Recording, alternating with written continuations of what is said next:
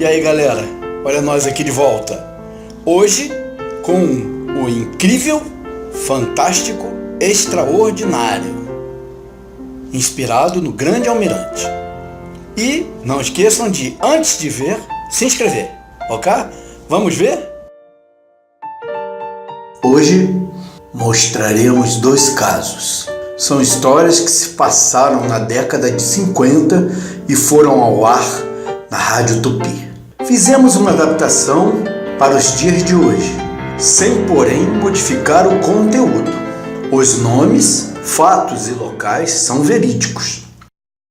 A PRG3 Rádio Tupi do Rio de Janeiro, em onda média, em cadeia com a ZYC9, em onda curta, apresenta...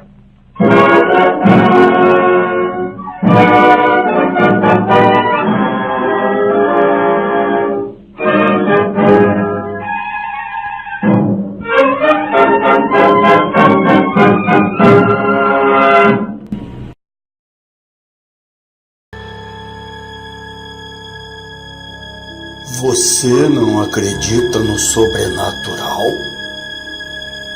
Então, venha comigo. Incrível, fantástico, extraordinário.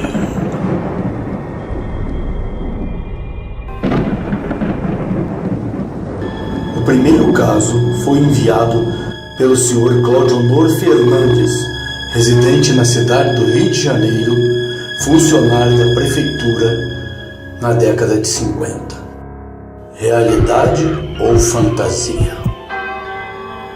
Eu e meus companheiros, Geraldo e Maquieira, fomos designados para trabalhar em reparos na rede elétrica da Passarela do Samba na Sapucaí. O carnaval estava próximo. Tudo corria normalmente. Meus companheiros estavam trabalhando em cima da arquibancada e eu embaixo separava o material. Neste momento se aproximou uma pessoa que julguei ser um folião antecipado. O homem estava fantasiado de diabo. Ele me mostrou um relógio que marcava precisamente 00:15. São horas de trabalhar? Respondi que o assunto não lhe interessava, que estávamos ali a serviço da prefeitura e que ele não tinha autoridade para dar ordens. Nosso chefe era o capitão Couto, cujo carro acabava de chegar no local. Disse mais para ele: retire-se, pois precisamos trabalhar. O tal diabo estava lá e me perguntou com ar atrevido: você pensa que eu tenho medo desse tal Capitão Couto? Escutei a voz dos meus colegas. Como é, velhinho? Vai jogar o fim ou não? Respondi: você não está vendo que esse cara aqui está me atrapalhando? A resposta às minhas palavras foram muitas gargalhadas dos meus companheiros. E um deles falou: ora, você está com história. Me distraí falando alguns segundos com meus companheiros, mas não vi mais o mascarado.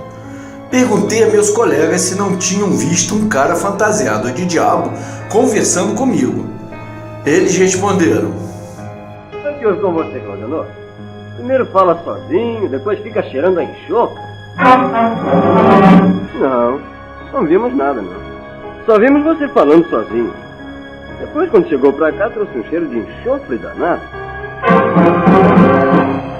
Fiquei tão abalado com aquilo que meu chefe me deixou fora do serviço externo por quase 5 meses.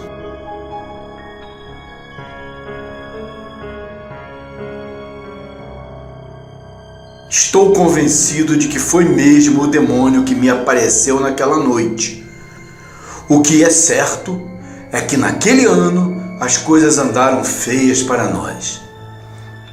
Meu companheiro Maquieira foi suspenso sem ter culpa. Eu também. O nosso chefe, o capitão Couto, teve uma crise nervosa e ficou ameaçando dar tiros nos eletricistas. Tudo isto, eu tenho certeza, foi influência daquele que eu pensei que fosse um folião, mas que tudo indica era o próprio Tinhoso. Porque como explicar que só eu o vi? Como ele pôde sumir totalmente em alguns segundos?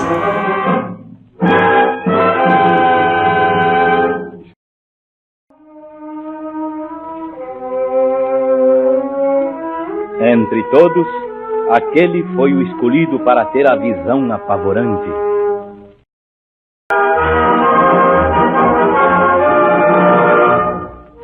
Aqui mesmo, na Cidade Maravilhosa, em suas ruas mais movimentadas, acontecem coisas espantosas. Os ouvintes aqui do Rio talvez ainda se lembrem do bárbaro crime ocorrido em Vicente de Carvalho, quando uma infeliz mulher tombou esfaqueada por 5 certeiros golpes de um malandro de morro. Pois bem, conta-nos o senhor Milton de Oliveira que após o crime a que nos referimos, ninguém se atrevia a subir à noite à rua Guaraúna, onde havia sido esfaqueada a pobre mulher. Ele, porém, só veio a saber do crime e do receio que tinham os moradores do lugar de passarem pela referida rua após o impressionante fato que passaremos a narrar. Certa noite, o marinheiro Milton, ao deixar a casa de sua noiva, dirigiu-se para Vicente de Carvalho, onde iria dormir na casa de uma tia. Foi ao varejo na estação, comprou cigarros, tomou café. Depois, atravessou a praça de Vicente de Carvalho em direção à rua Guaraúna, a fim de ir para sua casa. Só então notou uma coisa estranha. A rua Guaraúna estava totalmente deserta. Estranho aquilo, pois ela, mesmo àquela hora da noite, era uma das ruas mais transitadas de Vicente de Carvalho. O mais estranho ainda é que muitas pessoas ficaram na praça e alguns conhecidos iam para casa tomando direção de outras ruas que não fosse a Guaraúna.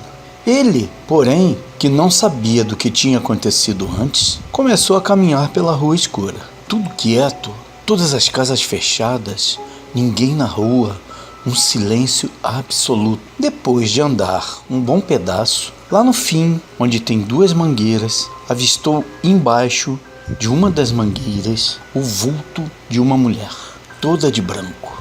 Sem saber porquê, porque estava com o espírito totalmente desprevenido, começou a pensar em almas do outro mundo.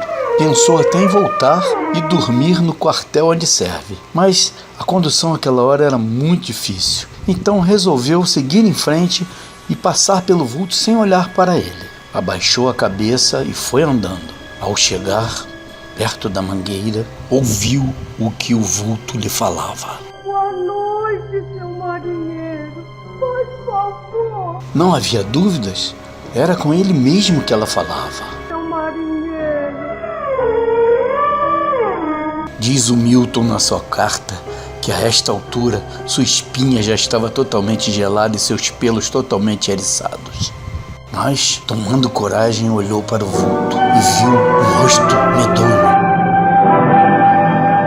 Era uma mulher com o rosto completamente deformado, com várias cicatrizes. A ideia do marinheiro foi sacar sua pistola e atirar para o alto para chamar alguém, mas conteve-se.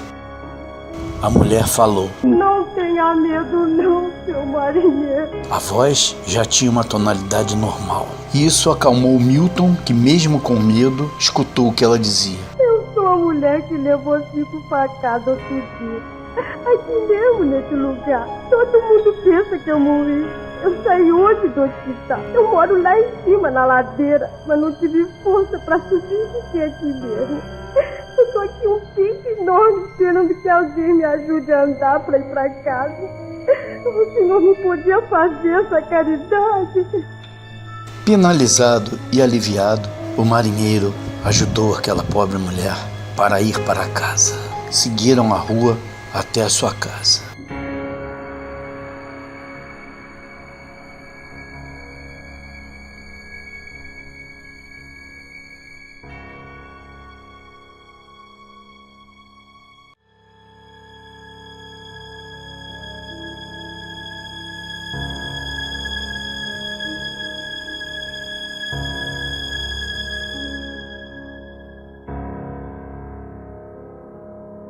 Quando chegou na casa da mulher, ela parou, voltou-se, olhou novamente para o Milton, sorriu, um sorriso de agradecimento. Sumiu na frente de Milton, desapareceu. O mais interessante é que nesta hora o marinheiro não ficou com medo. Ele sentiu que ela finalmente havia conseguido achar o seu caminho. Saiu dali preocupado. Não queria contar para a noiva aquilo que tinha acontecido porque ela não iria acreditar e iria achar que era uma aventura.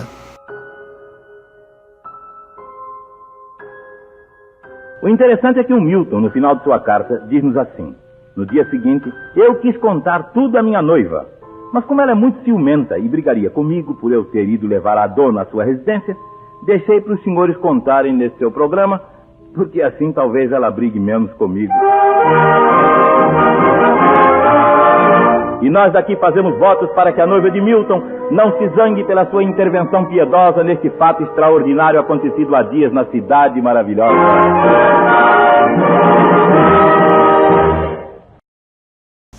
Oi, galera! E aí, gostaram? Se gostaram, já sabem. E quem não se inscreveu? Se inscreva agora! Bem, então não esqueça, mandem suas histórias para este e-mail,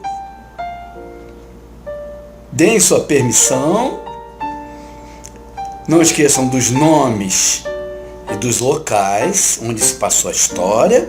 Semana que vem estou aqui com uma história de vocês novamente, ok? Tchau!